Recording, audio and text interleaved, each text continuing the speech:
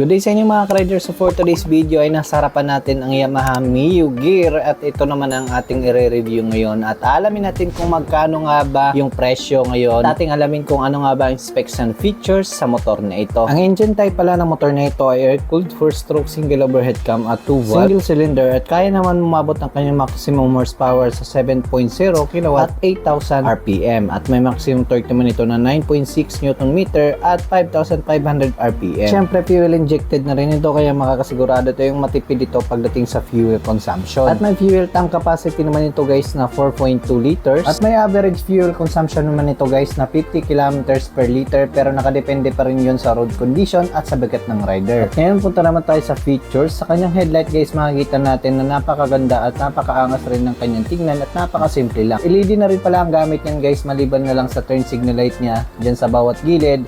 At meron din tayong park light doon sa taas niya guys. So puro valve type yan guys. Naka-built-in na siya kaya iwasan natin ang pagkasagi o pagkabali natin turn signal light. Pero na rin tayong front telescopic yung kanyang suspension at naka-disc brakes na rin ito guys at naka-single piston caliper. At may size naman ito guys sa kanyang gulong dito sa harapan na 80 by 14 at tubeless na rin yan guys. Pero tayong 14 inches mugs dyan at maganda rin naman ang itsura ng ating mugs guys. So yan, napakaganda pa rin naman ang itsura ng mugs. Dating naman guys sa kanyang tail light ay naka-bulb type lahat ng gamit ng motor na ito at kita natin ay naka-built-in na rin to kaya maiwasan natin ang pagkasagi o pagkabali ng ating turn signal light. At kahit gumagamit pa ito ng bulb type guys is napaka-visible nito sa gabi guys kahit bulb type pa yan. Dito naman tayo sa kanyang gulong guys, yung size naman ng gulong niya dito sa likuran may size yan guys na 100 by 70 by 14 so 14 inches din to at parehas sila ng size sa unahan sa likuran at matibay din ito at hindi siya madulas guys. Tsaka sa suspension naman guys is meron tayong single shock absorber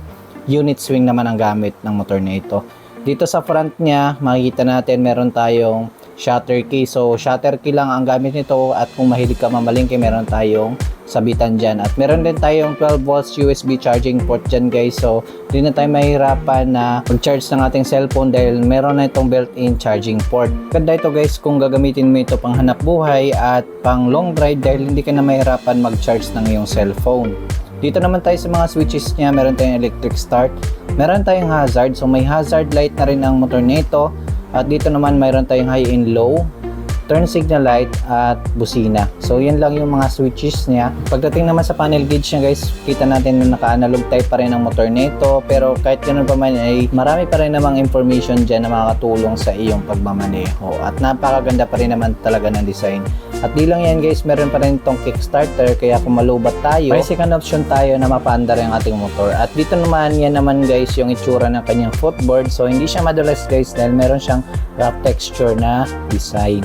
At malapad din siya guys. Sigurado guys na nagbibigay talaga ito ng komportableng rides pati yung pagsakay ng yung back rider. At napakalambot din guys ng kanyang upuan at napakaganda rin ng texture niya guys. At sa presyo naman guys, ito naman yung presyo niya ngayon. So updated ito guys as of June 2024. So yan po yun guys yung kanyang presyo. Gusto niyo pa ng ganitong video guys, don't forget to like, share, and subscribe sa aking YouTube channel para lagi kayong updated sa ating mga bagong i-review motor dito sa aking YouTube channel at sa aking Facebook page.